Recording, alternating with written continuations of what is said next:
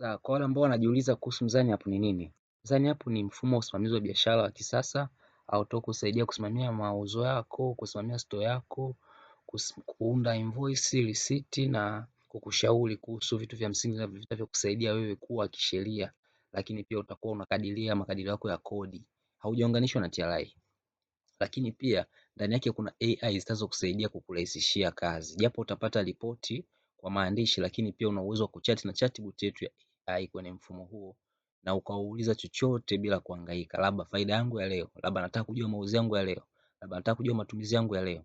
Lakini pia tunazidi kuboresha na sasa hivi tuna mfumo wa kuunda matangazo, lakini pia tuna mfumo mpya unakuja ambao utakuwa unakuundia kila siku tangazo la kuposti kwa ajili ya kukuza biashara yako. Yaani wewe ukiingia tu kwenye Mzani App utakuta picha ya leo kwamba tangazo la leo posti bidhaa fulani, na inakuwa imeshakuundia na imeshakupa caption. Kazi yako wewe ni kugusa posti, inatumwa moja kwa moja kwenye social media zako.